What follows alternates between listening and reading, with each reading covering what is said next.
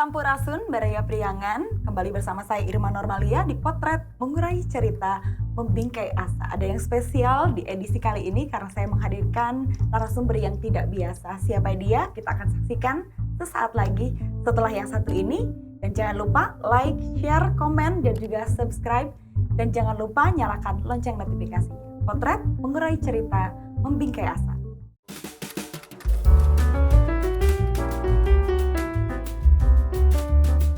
Siapa yang tidak kenal dengan pria asal Cilacap bernama lengkap AKBP Rim Syahtono? Ia merupakan seorang perwira menengah Polri yang kini sedang mengemban amanat sebagai Kapolres Tasikmalaya. Anak pertama dari 3 bersaudara ini lahir pada 12 Februari 1981 dari pasangan Bapak Riyadi Ismail dan Ibu Siti Homsyah.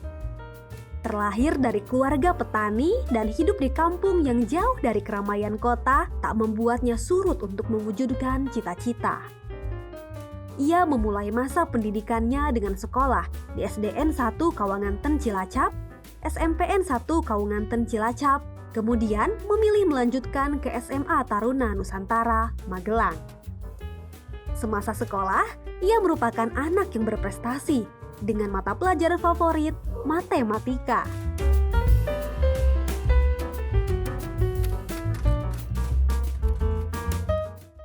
Kembali di Potret Mengurai Cerita Membingkai Asa. Dan kita langsung sambut saja, kita akan menyapa beliau yang terhormat Kapolres Tasikmalaya AKBP Rim Syahtono SIKMM CPHR. Selamat siang Bapak.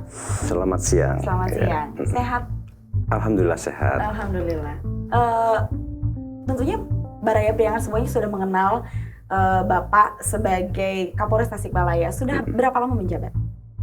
Berarti sudah setahun lebih, sejak November 2020. Betah di Tasik, Pak? Ya, betah. Betah. Tapi kita mau tanya nih, sebenarnya Bapak aslinya dari mana? Saya asli Cilacap, dekat. Oh, deket ya, masih Cilacap. Tetanggaan lah ya? Masih, tetanggaan. Bahasanya masih campur-campur, bahasa Sunda dan bahasa Jawa. Jadi bisa mengerti bahasa Sunda dan bahasa Jawa? Ngerti. Dibesarkan memang dari kecil di Cilacap? Kedua orang tua masih ada? Masih ada, alhamdulillah masih ada. Masih ada, masih lengkap. Jadi masih sering silaturahmi bolak-balik Tasik Cilacap? Sering. Malah Bapak Ibu malah sering ke sini. Oh, sering ke Tasik juga? Sering ke sini. Ya. Seperti apa masa kecil Bapak dibesarkan oleh kedua orang tua? Kalau rumah saya itu, kalau di sini itu seperti di Bojonggambir, di kampung banget gitu ya. Kalau dalam bahasa Jawa itu namanya Cilacap Kemeringat. Jadi harus berkeringat dulu untuk sampai ke sana gitu. Oke. Jadi kalau dari kota tuh jauh lah, pokoknya jauh banget. Kanan kiri masih sawah gitu. Seperti apa kedua orang tua, Bapak terutama? Bapak membesarkan Bapak ini seperti apa? Ya dulu beliau itu sampai sekarang yang belum pernah saya tahu jawabannya, beliau itu menyekolahkan saya jauh dari rumahnya. Padahal di dekat rumah saya ada sekolah, tetapi ditempatkan malah setengah jam dari rumah saya. Sekolah dasar pun jauh dari rumah? Padahal di dekat rumah ada sekolah. Nah saya pernah nanya, Bu, kenapa sih Bu kok saya disekolahkan jauh ya? Katanya karena sekolahnya tuh yang paling bagus, kemudian biar saya berolahraga katanya gitu. Iya, dipilihkan sekolah yang paling bagus yang ada di di daerah itu. Apakah Bapak seorang yang tegas, galak? Enggak. Kalau kecil saya nggak tahu ya, mungkin enggak lah, biasa aja kayak anak-anak biasa. Kalau Ibu, seorang ibu rumah tangga kah atau wanita karir? Orang tua petani semuanya, dua-duanya petani. Keduanya petani. Tapi begitu bersemangat dan gigih untuk menyekolahkan Bapak sampai Bapak bisa seperti ini, itu sesuatu yang sangat luar biasa. Apakah memang Bapak yang berkeinginan atau Bapak sendiri yang berkeinginan? Kedua orang tua yang berkeinginan atau Bapak sendiri yang berkeinginan? Ini ceritanya waktu saya SMA. Jadi dulu saya SD di Cilacap, kemudian SMP juga di situ, kemudian di SMA-nya saya di Magelang. Dulu ada SMA Taruna Nusantara. Nah, disitulah saya akhirnya ke polisi. Karena di sana kan saya dulu daftar AKABRI dulu masih 4 angkatan. Saya dulu pilihan pertama angkatan darat, pilihan kedua polisi, pilihan ketiga AU, pilihan keempat angkatan laut. Tetapi sesuai dengan psikologi saya mungkin saya ditempatkan di kepolisian. Memang cita-cita dari kecil ingin jadi polisi atau arahan dari orang tua? Mungkin waktu saya SMA melihat, wah kayaknya kalau saya bisa mengabdi kepada masyarakat, mungkin saya melalui jalur polisi mungkin. Gitu, Oke. Dari kita flashback ke SMP. Memang cita-citanya dari lulus SMP itu memang mau ke Taruna Nusantara. Dulu kan suatu kebanggaan kalau bisa masuk ke sana ya. Dulu iya, betul. mungkin satu kabupaten cuma 2 yang bisa masuk. Iya. Nah dulu saya berusaha semaksimal mungkin gimana caranya biar bisa masuk. Dan alhamdulillah dulu bisa masuk gitu di sana. Berarti termasuk siswa yang berprestasi dong. Wah, katanya sih dulu gitu ya. Saya dulu lupa saya. Cerita dong masa SD. SD-nya di mana sih? SD di Cilacap, Kaunganten. Masih ingat SD-nya? Masih ingat. Saya dulu ingatnya tuh, saya dulu Eptanas nilai matematika 10. Padahal dulu nggak ada zaman saya tuh mungkin Mbak juga nggak ada ya nilai 10 ya. Dulu saya juga nggak tahu, mungkin nggak sengaja mungkin nilai 10. Itu aja sih dulu.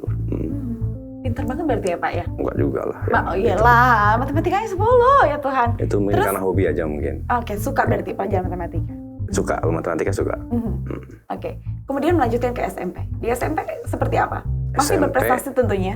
Ya kalau di SMP kan mungkin saingannya masih di kampung, mungkin masih ranking 1 terus lah kalau di SMP. SMP, SD masih. Gitu. SMP-nya di SMP apa? SMP 1 Kaunganten, Cilacap juga. Oke. Cilacap. Setelah itu melanjutkan ke Taruna Nusantara. Iya di Magelang di itu. sana masih jadi yang paling pintar juga atau gimana? Enggak, di sana pun karena orang pintar semua se-Indonesia, jadi udah bersyukur lah. Yang penting lulusnya udah hebat. Kalau orang pintar seperti Bapak, masa kecilnya pernah bandel main gitu? Atau belajar kutu buku gitu? Enggak? Kalau belajar enggak, kalau bandel enggak lah dulu, karena memang tiap hari kan teman-teman mainnya di sawah, ya mainnya di sawah aja. Setiap sore paling dipanggil sama ibu, Ton, nama panggilan saya kan Tono kan, karena Rimsyah Tono. Oke. Ton, pulang, udah jam 5 ya, baru pulang gitu. Kadang kalau agak bandel-bandel dikit ya pulangnya agak maghrib gitu. Oke. Kegiatan selain sekolah? Kalau di kampung tuh cuma kalau pulang sekolah, main di sawah, kemudian sore ke musola. Habis musola tidur. Dulu kan belum ada TV dulu. TV satu kampung cuma 1. Iya. Belum ada gadget apalagi ya? Belum ada. Jadi mainannya memang mainan-mainan tradisional? Iya. Main layangan? Segala macam deh, apapun. Seru ya? Ada pengalaman yang masa kecil yang tidak terlupakan? Pernah berantem nggak sih? Kalau berantem nggak pernah. Tapi kalau saya digangguin pernah. Jadi sampai saya takut tuh. Saya malah sekarang kalau pengen pulang pengen cari orang itu. Mau saya kasih salaman aja gitu. Karena dulu setiap pulang sekolah pasti takut tuh. Waduh, ketemu lagi nggak? Karena kan rumah saya jauh nih, jadi dari sini ke sini. Nah di sini tuh perkampungan agak rame. Dan saya selalu jalan berdua nih sama adik saya. Saya pasti digangguin mau diapain lah gitu. Tapi kan saya tetap takut. Kalau sekarang istilahnya dibully lah ya? Iya gitu. Bapak ada berapa bersaudara? Adik saya 2. Bapak paling besar? Paling besar. Adiknya laki-laki atau perempuan? Cewek semua. Oh perempuan semua. Masih dekat sampai sekarang dengan adik-adik? Masih dekat. Oke. Menarik sekali perbincangannya. Kita akan kembali sesaat lagi setelah yang satu ini di Potret Mengurai Cerita Membingkai Asa.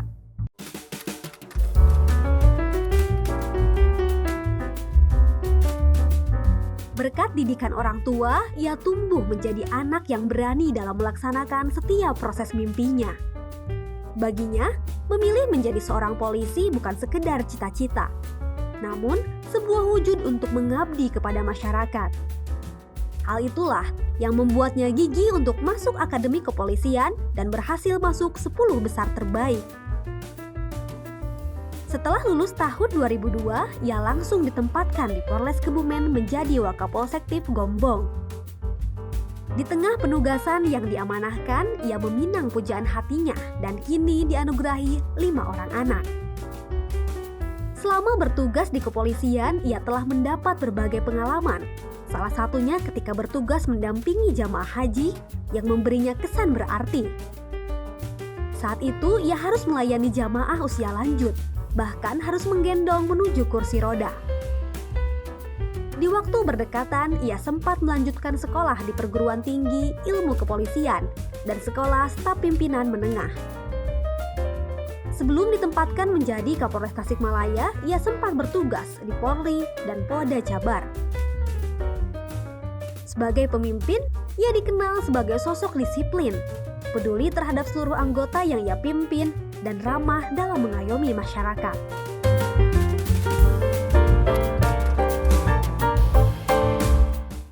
Masih di Potret, mengurai cerita, membingkai asa. Kembali dengan Pak Rimsyah Tono.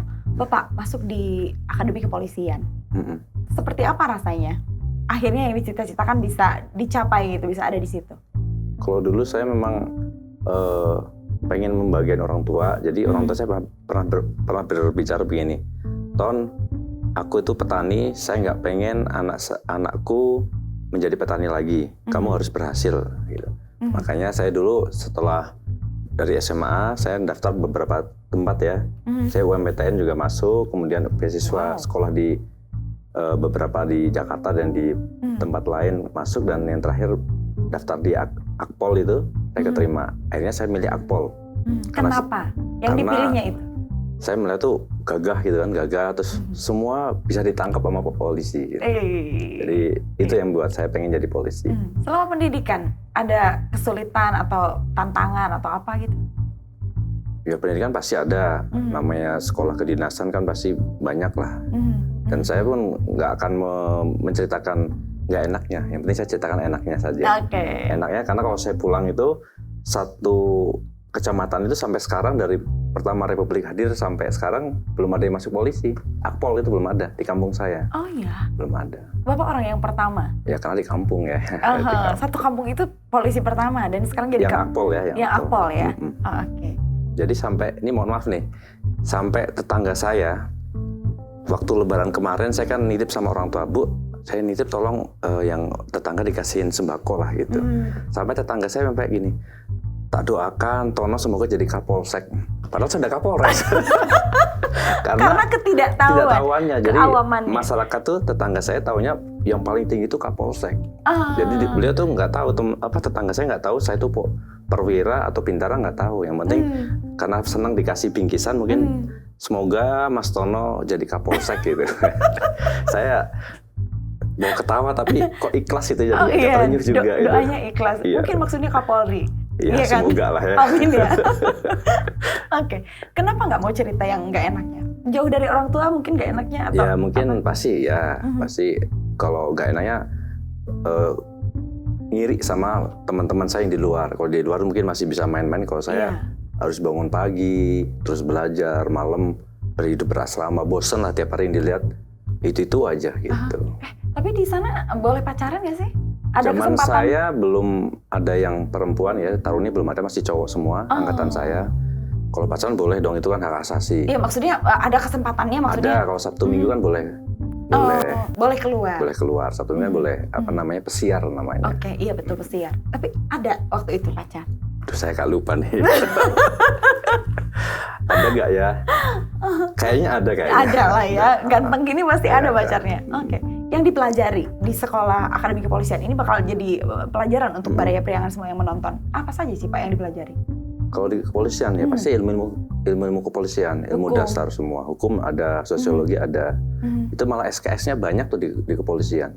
Makanya kalau kita habis lulus Akpol kemudian ngambil kuliah di SH atau di mana, tinggal matrikulasi. Ada beberapa materi di Akpol yang diakui, sehingga tinggal nambah sedikit menjadi dikonversi ya? Iya, dimatrikulasi namanya gitu. Oh, matrikulasi betul.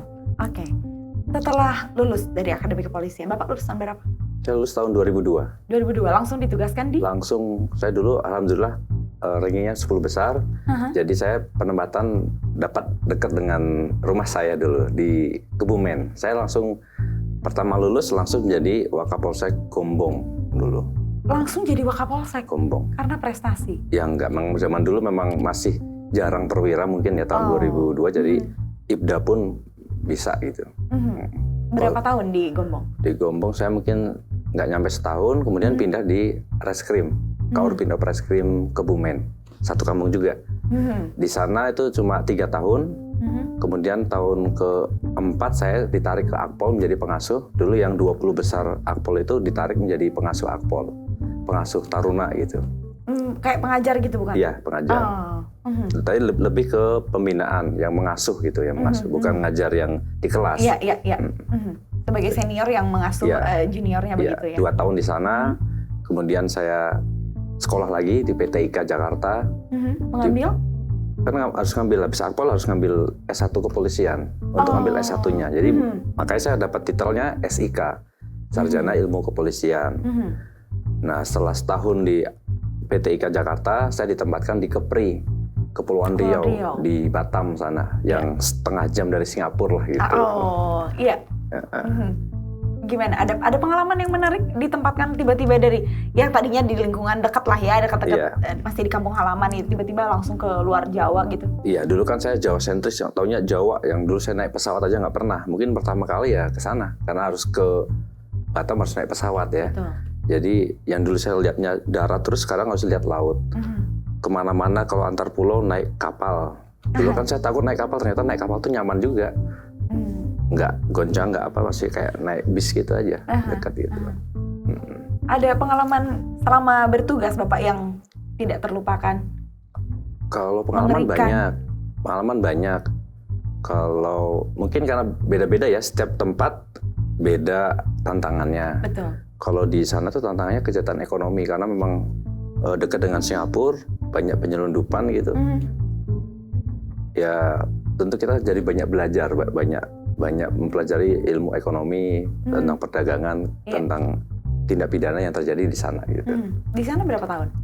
Di sana 2009 masuk, 2016 saya sudah sekolah di Sespim. Sespim itu sekolah staf dan pimpinan yang menengah gitu. Oke. Itu 2016, jadi 6 tahun di sana. 6 tahun di sana, di Batam. Kemudian sekolah lagi? Sekolah lagi, di Lembang. Sekolah lagi? Iya. Setelah itu? Setelah sekolah 7 bulan di Lembang, saya penempatan di Mabes. Di Mabes 3 tahun, di SSDM, di Personalia. Kemudian kemarin habis SSDM pindah ke Polda Jabar, di Subdit, Krimsus, di Indak, Divis Mondev dan di Indak, Krimsus ya, Krimsus. Selama setahun di Polda Jawa Barat, baru pindah ke Tasikmalaya. Akhirnya ditempatkan di Tasikmalaya. Senang atau seperti apa rasanya bisa berada di Tasikmalaya? Pengalaman yang luar biasa. Jadi ini mungkin pengalaman pertama kali saya menjadi Kapolres. Jadi kalau saya katanya sultan gitu ya, sultan di daerah kecil itu ya. Jadi saya mau dibikin hijau merah suatu daerah itu bisa gitu. Jadi saya harus bisa mengemong anggota saya yang banyak, harus memberikan contoh. Jadi kalau misalkan saya bangun, saya bisa masuk kantor jam 10, cuma saya harus memberikan contoh. Jadi saya harus berangkat lebih pagi gitu. Jadi sebelum apel jam 8 pagi misalkan atau jam 7, saya sebelumnya sudah siap. Gitu. Jadi kalau saya marah pun pantas. Tapi kalau saya udah nggak bener, saya marah-marah, mungkin anggota ngapain nggak ini kok marah-marah. Tapi kalau saya berbuat bener, saya marah pun bisa. Marah dalam arti memberikan arahan gitu ya. Irma mau tanya tentang keluarga. Tahun berapa atau kapan tepatnya Bapak menemukan pujaan hati dan akhirnya memutuskan bahwa dialah satu-satunya? Saya dulu nikah, saya nikah muda. Nikah muda? Karena umur 23 nikah, saya lulus Akpol 21, 3 tahun dinas, 2 tahun setengah dinas. Iya, ikatan dinas kan ya? Iya. Kalau di Akpol langsung lulus boleh nikah. Oh boleh? Boleh. Saya dulu umur 23 udah nikah. Istri orang Sunda juga, orang Sunda, dokter. Dan sekarang anak udah 5. Alhamdulillah, sudah 5 orang. Jadi kalau saya main sama anak-anak tuh udah kayak teman, karena anak saya yang paling besar udah kelas 2 SMA. Jadi kalau jalan-jalan di mall udah kayak, saya udah sepakat sama anak, jangan panggil bapak ya, panggil om. Oke, gitu. Jadi biar kayak masih muda gitu loh. Istri dokter, bapak di kepolisian. Kalau tugas itu berarti istri ikut suami ya? Dokter, tapi beliau nggak praktek karena ada kegiatan lain. Jadi lebih suka ke wira swasta, lebih punya usaha gitu. Lucu ya, dokter tapi nggak mau buka praktek. Udah sekolah lama-lama. Bukan nggak buka praktek dulu, karena pernah waktu saya di Batam itu praktek. karena kalau orang sana tuh kalau sudah cocok langsung datang terus. Nah kalau pindah-pindah kan kasihan medical recordnya itu kan, jadi daripada ini udahlah kita tetap mengabdi, tetap ikut seminar segala macam, mengamalkan ilmunya, tetapi tidak praktek gitu ya. Bapak, Irma pernah dengar bahwasannya Bapak pernah ditugaskan untuk mendampingi jemaah haji di Arab. Itu seperti apa ceritanya? Oh, dulu tahun 2017 itu ada seleksi petugas haji. Nah, jadi ada yang dari TNI, ada yang Polri. Intinya adalah masyarakat Indonesia di Indonesia ataupun dimanapun berhak mendapatkan pelindungan, pelayanan dan pengayoman masa dari negara. Akhirnya ada seleksi petugas haji, diambil 25 kayaknya tuh, 25 orang. Dan saya punya prinsip kan, setiap saya ada kompetisi saya harus menang gitu. Akhirnya saya seleksi, saya belajar tuh, kan saya dulu pernah nyantri juga kan, belajar bahasa Arab lah, segala macem. Akhirnya lulus dan saya bertugas 2 bulan lebih di Arab, mendampingi jamaah haji. Ada berapa petugas yang dikirimkan? Dari TNI 50, kemudian polisi 25. Jadi jumlah 75 orang untuk melayani 200.000 jamaah. Apa saja Pak yang dilakukan di sana sebagai pendampingan? Ya intinya kan saya melayani masyarakat yang kebetulan jamaah haji. Jadi namanya jamaah itu pasti ada banyak permasalahan. Di sana lah mungkin ya mohon maaf kalau ada jamaah yang dari kampung yang belum pernah megang kartu kunci hotel itu. Jadi ada salah satu nenek-nenek tuh naik turun, bukan naik turun, mundur-mandir gitu. Sampai saya naik, "Nek, kenapa Nek? Saya mau masuk Pak, tapi saya nggak tahu caranya." Gitu. Itu tidak satu, banyak orang seperti itu. Ya akhirnya saya harus nganterin. Kemudian kalau sudah, mohon maaf yang sudah sepuh banget, ya saya digendong. Saya ada banyak foto-fotonya tuh. Saya gendong, naik ke kursi rodanya gitu, banyak. Ada juga yang jamaah yang mungkin tersesat karena bukan kata orang katanya banyak dosa, enggak. Di sana memang terlalu banyak bangunan yang sejenis sehingga wajar lah kalau namanya nyasar. Namanya sudah tua juga gitu ya. Betul. Di negeri orang pula ya, nyasar-nyasarnya. Ini sangat menarik perbincangannya. Kita akan gali lagi tentang Bapak dan Tasikmalaya setelah yang satu ini tetap di Potret Mengurai Cerita Membingkai Asa.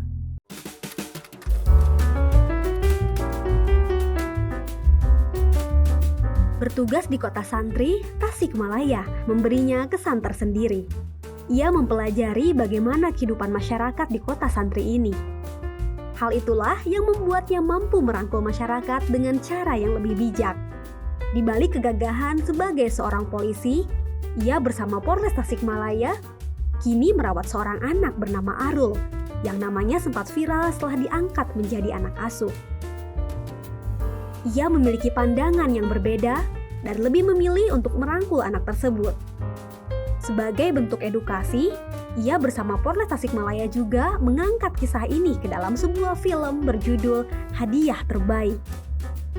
Dengan harapan, film ini dapat memberikan pembelajaran dalam membimbing anak.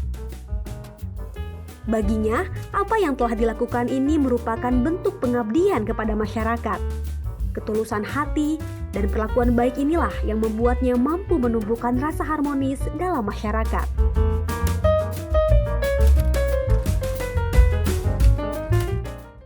Kembali di Potret Mengurai Cerita Membingkai Asa. Kita lanjutkan lagi perbincangannya. Ini sangat menarik karena Irma penasaran dengan Tasikmalaya.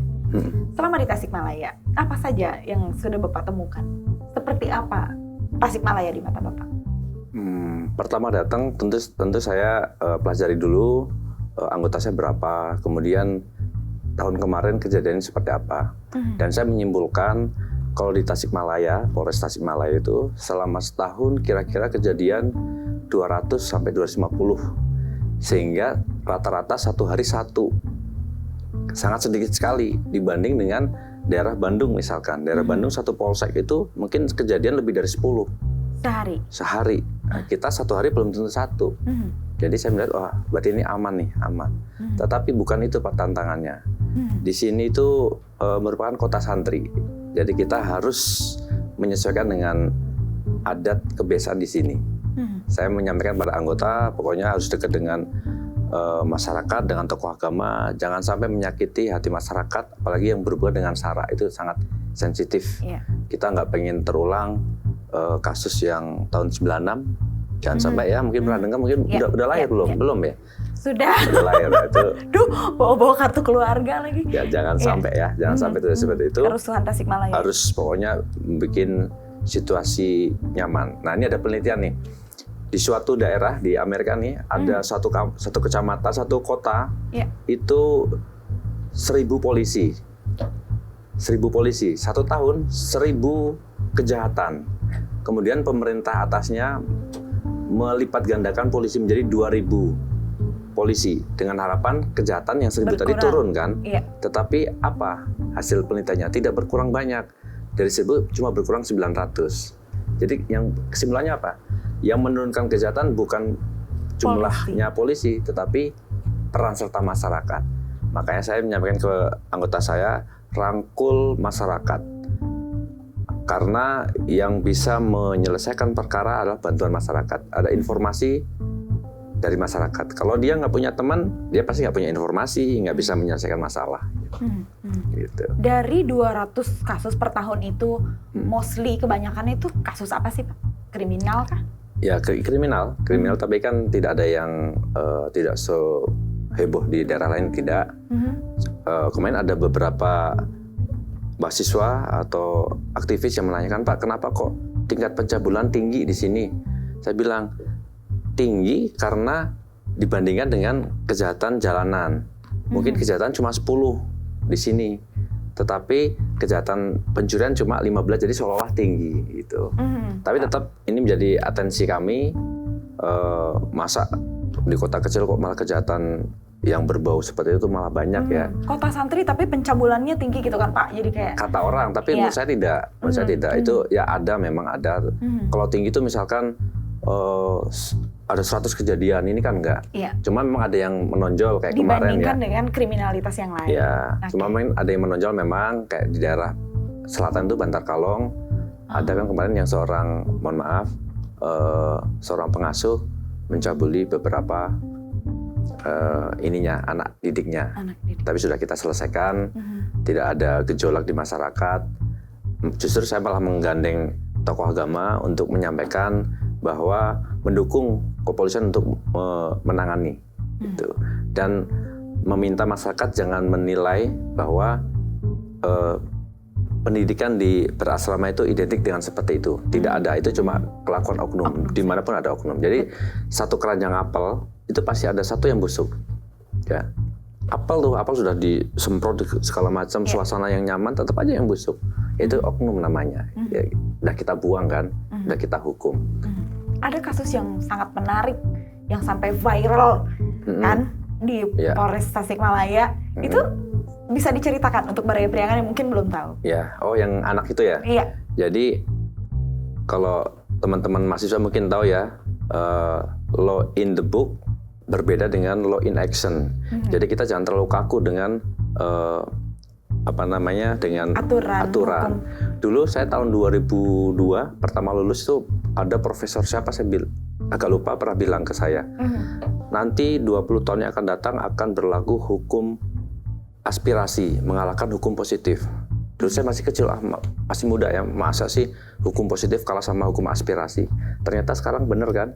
Jadi aspirasi masyarakat itu malah menjadi ya sepertinya mengintervensi ya gitu. Ya sebenarnya sih bagus juga untuk kritis, untuk melihat, mengawasi pelaksanaan hukum. Tetapi jangan sampai kekuatan opini masyarakat itu menjadi membelokkan aturan. Jangan sampailah. Sampai sekarang ada no viral, no justice, itu nggak boleh. Janganlah. Itu sepertinya meniadakan kehadiran negara. Kita harus yakin negara itu ada untuk mengamankan masyarakat, ingin mensejahterakan masyarakat, gitu. Kembali ke kasus yang viral itu. Yang anak itu ya. Jadi kasus anak itu sebenarnya sudah kejadian yang ke-32. Jadi anak kalau ditangani sama kita, sama Polres Tasikmalaya, mereka justru malah nyaman. malah pengen tinggal di Polres Tasikmalaya. Nah, yang terakhir itu kemarin akhirnya saya kebetulan punya anak asuh juga yang sudah selesai 18 tahun, udah lulus ya, bukan anak lagi, ada slot untuk mengangkat anak. Pas si Arul itu, makanya saya umumkan ini sebagai anak asuh saya, pas di apel pagi hari Senin. Jadi Arul, kamu ikut saya, kamu pegang naskah doa, ikut saya. Nah, saya umumkan ke anggota ini, anak asuh saya, tolong para anggota kalau ada anak nakal tidak harus diselesaikan dengan cara yang seperti biasanya langsung dipukul segala macam, jangan, tapi sentuh hatinya, kita bina dia karena dia adalah masa depan kita. Anak-anak ini nanti yang akan mengawai negara ini. Jadi Arul itu sebenarnya siapa, Pak? Ya, Arul itu dulu karena pengen punya handphone untuk daring gitu, dia akhirnya mencuri untuk beli handphone. Dia memang mencuri 2 kali, tetapi di masyarakat itu, di kampungnya pencurian banyak, sehingga masyarakat menganggap semuanya nuduh ke Arul gitu. Iya, padahal belum tentu kan, kita nggak bisa membuktikan. Akhirnya masyarakat menangkap Arul, dipukuli gitu, terus dibawa ke kantor polisi. Kemudian dalam sistem peradilan anak itu dikenal adanya istilah diversi, penyelesaian masalah di luar sistem peradilan pidana. Jadi kita diskusi, musyawarah, akhirnya masyarakat mau mencabut, tidak usah dilanjut, tetapi minta persyaratan satu, tidak boleh tinggal di kampung itu. Akhirnya saya dulu masih kasat taksi masih, belum kelaporan ke saya. Daripada menghambat, oke lah, kita ambil dulu, kita damai.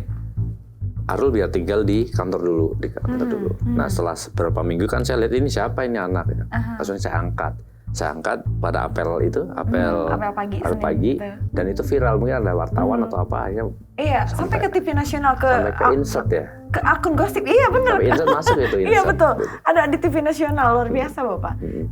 Apakah ini sebuah pencapaian menurut Bapak? Ya, itu kalau menurut saya bukan pencapaian, tapi saya ingin sekali mengedukasi masyarakat bahwa menyelesaikan permasalahan anak itu harus benar-benar komprehensif, tidak langsung pokoknya kalau salah ya harus dihukum. Banyak aturan yang mungkin kalau saya jelaskan di sini mungkin agak panjang, tapi intinya adalah anak itu membutuhkan bimbingan psikologi. Tidak bisa disamakan dengan orang dewasa, karena dia masih rentan, masih butuh bimbingan, dia masih bisa berbuat baik, akan mengawai negara ini ke depannya, masa depan kita, makanya perlu perlakuan khusus. Perlakuan khusus, jadi tidak harus langsung masuk penjara, tapi kalau kejahatannya di atas 7 tahun, baru dia bisa dipidana, bisa diproses gitu. Kemudian kalau anak di bawah 12 tahun nggak boleh diperkarakan, harus dikembalikan ke orang tua gitu. Gitu. Karena itu maksud Bapak untuk mengedukasi, akhirnya kasus ini diangkat menjadi sebuah film. Baraya Priangan nanti kita akan tunggu nih, karena yang Arul ini hadiah terbaik ya, kalau nggak salah Arul hadiah terbaik ini akan segera tayang, tapi nanti kita akan tunggu tayangnya. Ini semoga menjadi edukasi yang baik ya Pak untuk masyarakat Tasikmalaya, Indonesia pada umumnya. Karena film itu juga bagus juga. Dari film itu nanti akan memperlihatkan keindahan alam Tasikmalaya, kemudian juga mengedukasi tentang penanganan anak bermasalah. Yang paling mengkhawatirkan di Tasikmalaya sebenarnya apa? Yang mengkhawatirkan ya mungkin SARA ya, karena kita teringat beberapa waktu yang lalu, tapi saya kira sekarang sudah baik, masyarakat sudah mulai terbuka, investasi sudah mulai banyak. Saya melihat itu di Kabupaten Tasikmalaya sudah mulai banyak investor datang, orang sudah mulai terbuka. Ya insya Allah nggak ada masalah. Yang kemarin sempat ramai, geng motor. Sebenarnya mengkhawatirkan nggak sih Pak?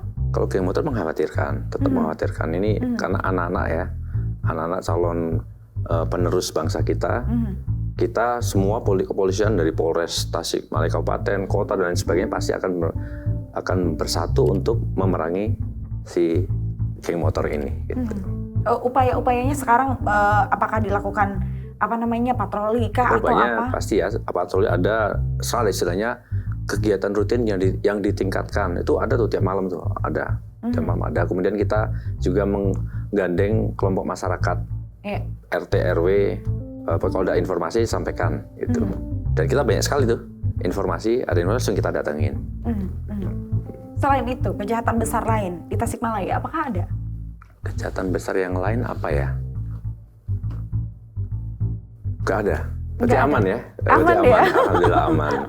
Mungkin kemarin orang mengingat geng motor itu karena tindakannya yang apa ya, mengerikan mungkin ya Pak.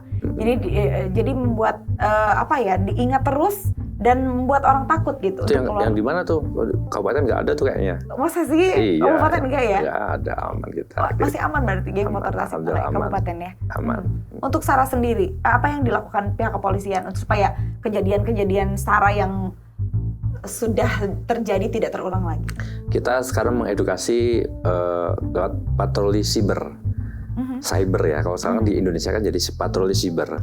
Jadi anggota saya itu kerjaannya setiap malam itu nongkrongin laptop, patroli terus. Ada orang-orang yang menyebarkan berita yang kurang bagus, langsung diberikan treatment.